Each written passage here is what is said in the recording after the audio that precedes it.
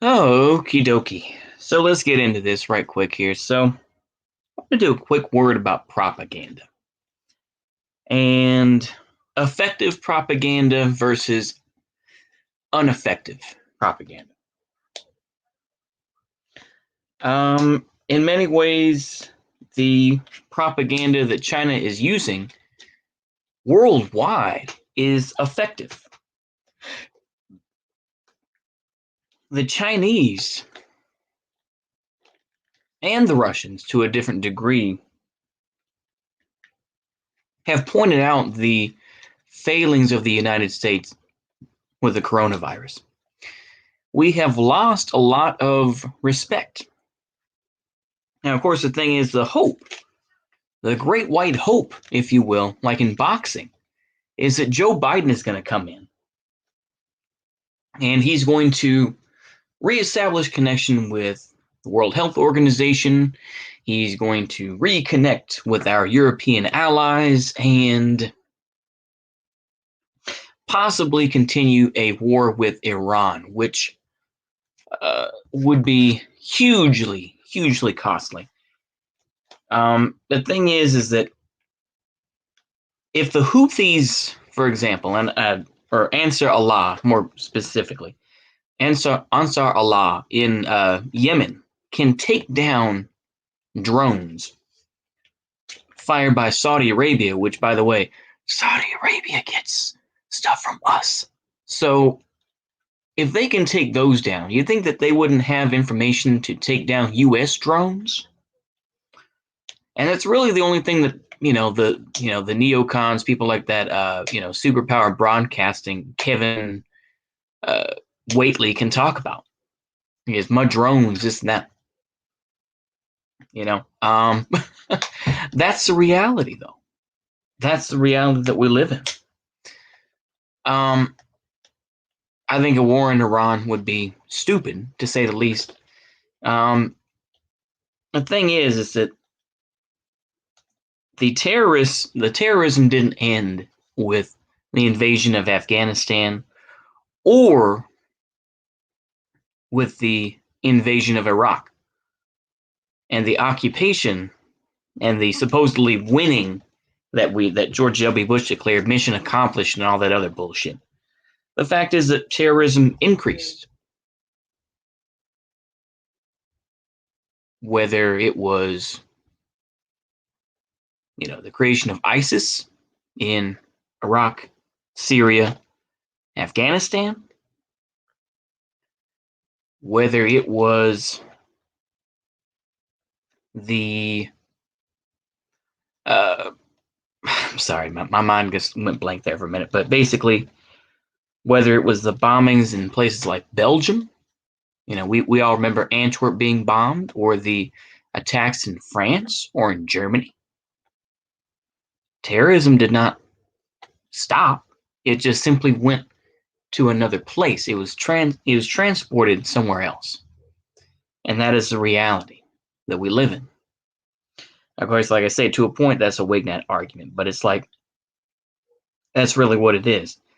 Basically, as the neocons may be mad at, is that leave it to somebody else. And I think that's how we feel.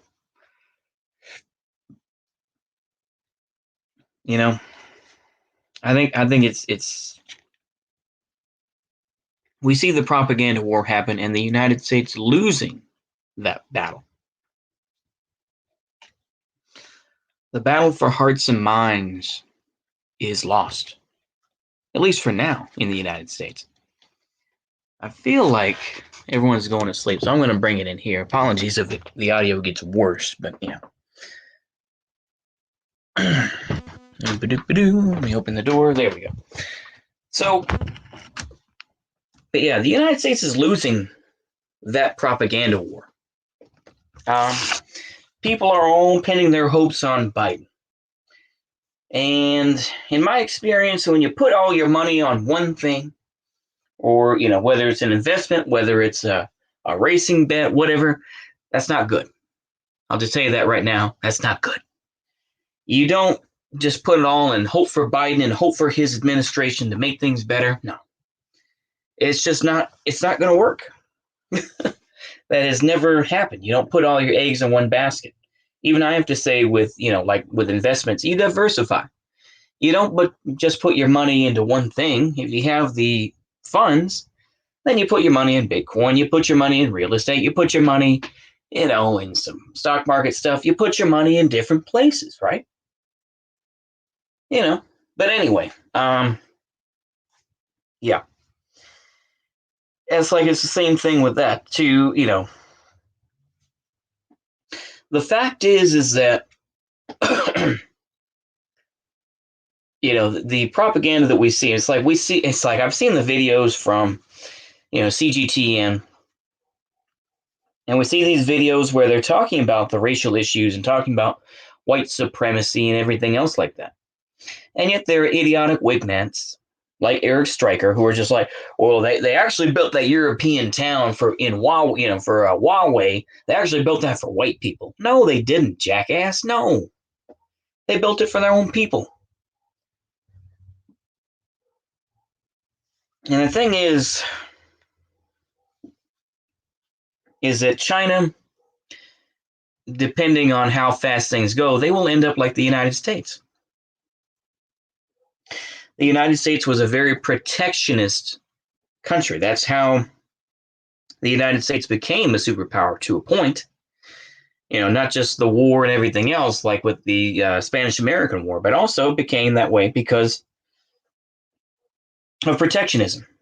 So, patents were protected and all that sort of thing. But nowadays, of course, we went for the quick buck, and more specifically, when I say the royal we, is corporations and others went for the quick buck.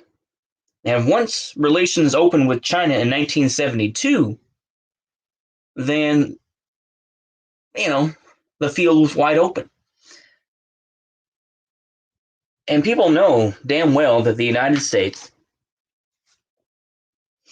there's a basic idea.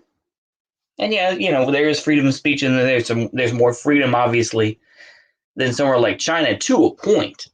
But the fact of the matter is that the U.S. is falling more and more. And of course, people want to say, mud Bitcoin, mud this, mud that, travel to this country or what. It's like, most people aren't going to have to do. Most people aren't going to do that. Most people, when the jobs go away, they're going to end up either becoming, the thing is, they'll just fall into the mafia or the gangs. They will either be victims of the mafia system, or they're going to be participants in it. And that's the future. That is the reality, at least as we see it, at least as I see it now. Could I be wrong? Absolutely, I could be wrong. But it's just one of those things where you have to question what happens and what is going on. We see these guys, like I say, I was talking with that, I saw that, that Superpower Broadcasting, I'm bringing him up again, I'm sorry, but he was arguing about, Vosh. You can't just declare tankies to be left, of not leftists or whatever the case may be. It's like, and of course he brought up, all the sorts of things. Oh, well, the Molotov-Ribbentrop Act, and it's like, bro, that Vosh literally brought that up and brought up all these things that, oh, well, for this short period of time, my Nazis and this and that, they work together. Nazis and the commies work together. It's just such retarded shit. It's like, yeah, the United States, Fred Koch, of the Koch brothers, was in Germany and in the Soviet Union. Henry Ford helped to build Opel, the business in Germany, but also he helped to build, the Gorky Automotive Factory, Gaz, which is a private company in Russia today. So it's like, biggin. Capitalists will play both sides. The United States, in general, is just so far behind. China is much easier to deal with, right? China's playing the long game. This has been said before, though. They're playing the long game. I don't say that as a good way or a bad way. I'm just saying that's a reality. I'm always going to be an American. As much as, people may say, oh, you may be a China shill, and sometimes I do worry when I put out these videos, it's like, oh, I'm shilling for China. It's like, but realistically, it's like, I just don't want to be a fucking chump. The fact is, you can cope all day about it, but look, China is going to overtake us. Russia, in general, has a fairly small economy, relatively speaking. I only say that because a lot of people put China and Russia in the same boat. It's like, not really. Russia, had a history with Syria going back to the Soviet Union with Hafez Assad, which we kind of talked about a little bit already, but there's that. And then you have the issues with Armenia versus Nagorno-Karabakh in Nagorno-Karabakh. The thing is that Russia is seen as at least a peacekeeper in this area. The United States has already pushed back on that. Now, the thing is that I think too much has changed and that the readiness of the United States military is kind of low. The thing is that the F-35 program has not really done too well. I've repeated that before, but it has. It has not done well. You can talk about mud drones all day, but it's like the United States is on the back burner. And, while everyone focuses on the United States only because of the financial power, that's really all that's holding us together, the financial power and the power of these NGOs that are across the world. And, these ones that, that are in Latin America and, everywhere else. But it's like, in general, that's how I see it. Now, a lot of people would say, that's bullshit, this and that. But it's like, in general, we aren't being seen as much. We see the riots and everything else, and everyone was, saying, oh my gosh, the racial inequality and whatnot. And of course, the thing is, it's like, what I would say is that you don't like us. Hell, look at the inequality in your country, wherever you are. And people, of course, want to simplify it to whites and blacks. It's like, well, white folks are, they're going to become a minority. Just face the facts. The U.S. is a Chicano nation. And, of course, the Republicans are going to continue to go for the Chicano vote, the Hispano vote, and they're going to gain more power. Some are going to be based, Chicano tradcasts. A lot of them, though, will just be regular motherfuckers, that may have grown up in Mexico, so they're used to, violent shit and everything. I don't know. I don't say that. Excuse me. I apologize for that. I didn't mean to be racist. I was just watching a short documentary from RT about this Tikwa. Anyway, it's the biggest fireworks manufacturer in Mexico.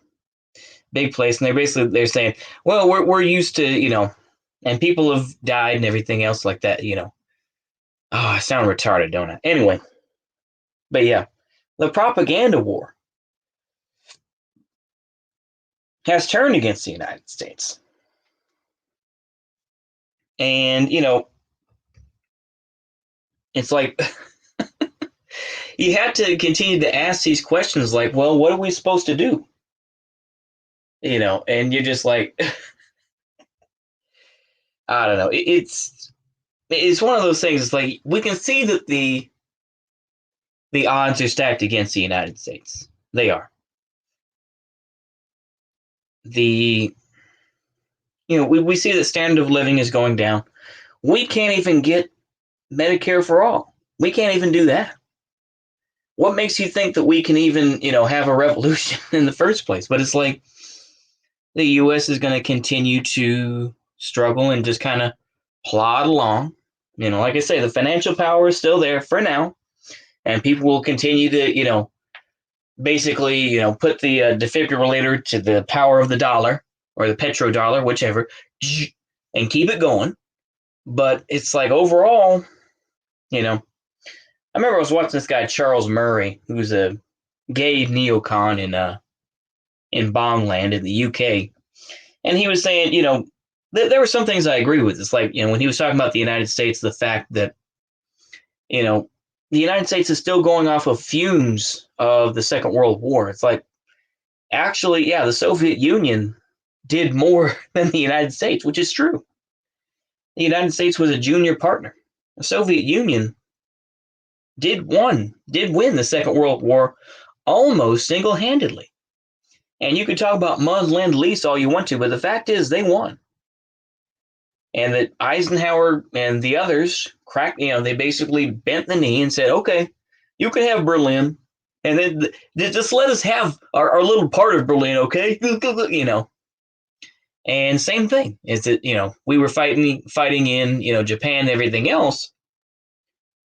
And the Soviets, turned and, they took parts of their military and they said, all this Kalkan Gal stuff and all this business, we're going to get ours, It's like, we did you enjoy the break? Because we're back, And Manchuria was taken with relatively few casualties. Some of the islands were taken back and all that business, And the real reason why the Japanese signed a surrender is because they came pretty close to actually doing the invasion, I mean, you could talk all day and be a neocon and say, well, actually, dropping nukes is okay. And it's like, okay, I mean, you could say that. You could make that argument.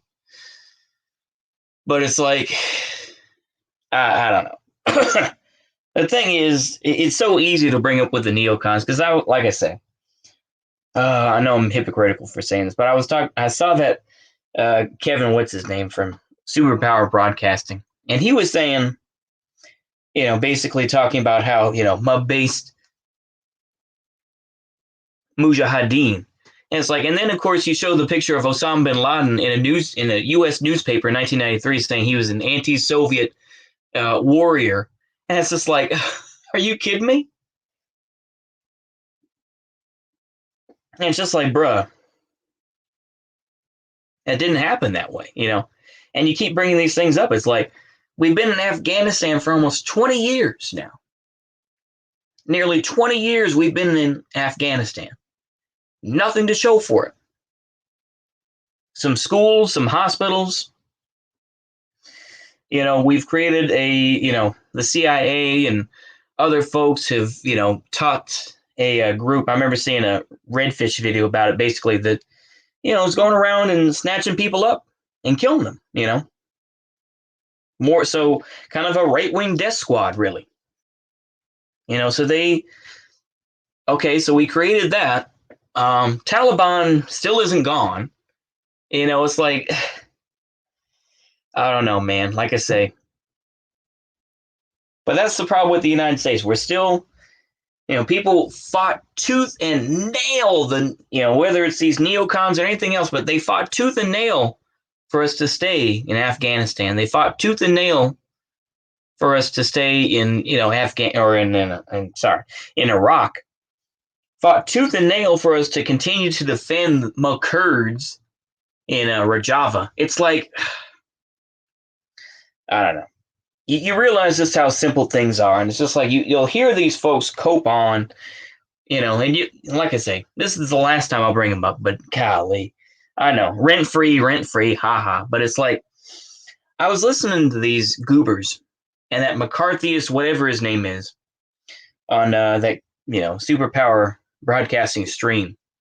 And this dude's like, well, let's talk about the breakup of Russia. We need to, once we do that, we'll just have, balkanization and it'll be great. get rid of their nukes. And it's just like, it's just simplistic bullshit, you know? It's simplistic fucking bullshit to think that. It's just like, these are just nerds, basically. And it's funny that people like that are still, that actually still believe this shit. And they'll think that Charlie Wilson is some great guy. I was like, I can't believe it's like, I brought up Charlie Wilson because he said that Tulsi Gabbard was a traitor. I was like, Tulsi Gabbard is a traitor? Holy shit, bro. These guys, it's like, Charlie Wilson is a traitor if you want to look at it that way. He's like, well, Charlie Wilson was a bad mofo. Why? Because he ended up, because he wanted to get some pussy from a woman, and that woman was so, enamored and was like, well, we need to help the Mujahideen. So we ended up giving, these surface-to-air missiles, I can't think what the fuck they were. But anyway, giving these surface-to-air missiles that took out the high helicopters and shit. It's like, dude, really?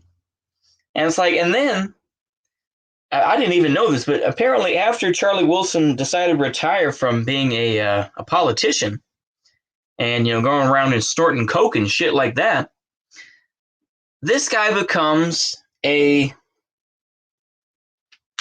can't even think of it now, but he becomes a guy basically giving support for Pakistan. Charlie Wilson giving information or became a lobbyist for Pakistan. Unfucking believable. I was like, this scumbag. And he is. It's like, it's unbelievable to me that this guy becomes a lobbyist. Let me make sure I'm reading this right here. I know, Wiki, take it with a grain of salt. I know. Retirement. Okay, Wilson declined to run for re-election in 1996. He became a lobbyist for Pakistan before retiring to Lufkin. He donated his congressional papers to Stephen F. Austin State University. He married Barbara Alberstadt in 1999, his second wife. Wilson received a heart transplant. But just absolute ridiculousness with this jackass, What a jackass. But you support that, and it's the same thing when you have to bring up with neocons and whatnot. This idea where it's just like, oh, well, actually, working with Saddam in the 1980s, during the Iran-Iraq War was actually a good thing. And it's just like, but it was so cool when we got Saddam hung. It's just like, and you ask these virgins if they'll ever join the military, they'll be like, no. And they're just pitiful. That's the problem with warmongers, though. A lot of the time, they're just so sheltered from things, and they'll just continue to say, well, actually, we need to do this so that we can secure. And it's bullshit, But yeah, holy shit, how long have I've been going for 23 minutes? God damn. Okay, we'll go back on the propaganda thing. But basically, with propaganda is we see that the United States, and there's still a fair amount of propaganda that the United States is land of the free, home of the brave. But I think that propaganda is shifting. And, it's a very different thing. Like I say, China is still fairly protectionist, and they will protect, Huawei, this and that. Much as the same way as the United States was protectionist until, like I say, the 1970s and the 1980s, when we were just like, well, fuck it, we're just going to go in there and we're going to make money. Who cares? But yeah, that's all I really have to say about it. Is the propaganda war is being waged, and we're losing, and Joe Biden is not going to make it that much better. I really don't think he will. We can continue to talk about how America was great, this and that, but now, so we'll just see where it comes out. Like I say, I still don't believe that a civil war is going to happen anytime soon. I really don't.